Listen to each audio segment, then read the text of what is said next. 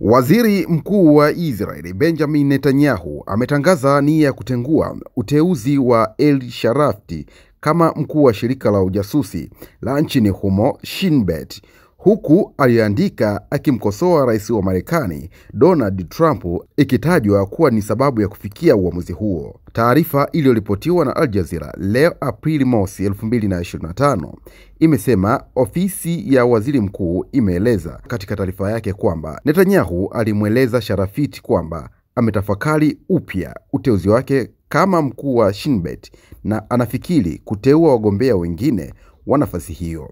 Taarifa hiyo imeeleza kuwa Netanyahu alimshukuru kwa kuitikia wito wa mujibu, lakini akamweleza kwamba badala ya kutafakari zaidi anakusudia kutafuta mbadala katika nafasi yake. Hata hivyo, inadaiwa kuwa saa chache baada ya uteuzi wa Sharafti kutangazwa, ripoti zilianza kuibuka zikionyesha kwamba alishiriki katika maandamano nchini Israeli ya mwaka 2023 dhidi ya mipango tata ya serikali ya kuifanyia mageuzi idara ya mahakama.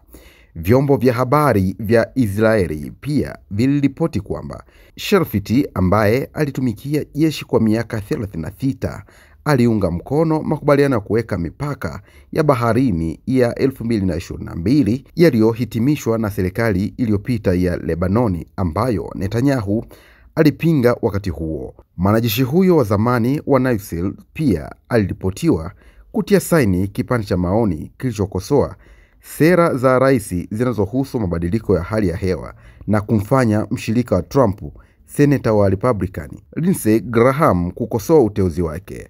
Ukosoaji wa seneta huyo ulionekana kwa kupitia ujumbe ulioandikwa katika mtandao wa X, zamani ukijulikana kama Twitter, ikishinikiza kuenguliwa kwa kiongozi huyo, jambo lililochochea Netanyahu kuchukua maamuzi hayo. Kutoka kwenye mtandao wa X ukijulikana kama Twitter, Graham amechapisha kuwa ikiwa ni hakika kwamba Marekani haina rafiki bora kuliko Israeli, basi kumtaja Sharif kama mkuu mpya wa Shin Bet kunazua tatizo kubwa. Aliongeza kuwa ushauri wake kwa marafiki zake ni kutaka wabadili mwelekeo wa kuangalia kwa karibu zaidi, kwani katika siku za nyuma za aliyekuwa mgombea wao ambaye amekuwa na kauli za Sharafti kuhusu Waisraeli, Rais Trump, na sera ambazo zinaleta mvutano usio manufaa katika wakati muhimu.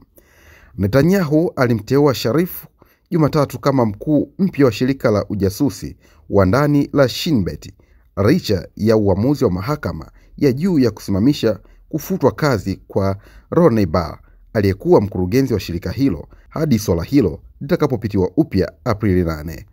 Imeelezwa kuwa kufutwa kazi kwa kiongozi huyo kumesababishwa na kutokuwa na imani na Netanyahu pamoja na kutoridhishwa na uwezo wake wa kitaaluma, jambo lililotajwa huenda linadhorotesha utendaji kazi wa shirika hilo. Hata hivyo, tukio hili limeonekana kuzua maandamano makubwa nchini Israeli, huku baadhi ya watu wakimtuhumu waziri mkuu Netanyahu kwa mielekeo ya kimabavu katika uongozi wake. Hii ni Mwananchi Digital, endelea kutufuatilia kupitia platform zetu mbalimbali ili kufahamu mengi yanayojiri ndani na nje ya mipaka Tanzania. Baki nasi.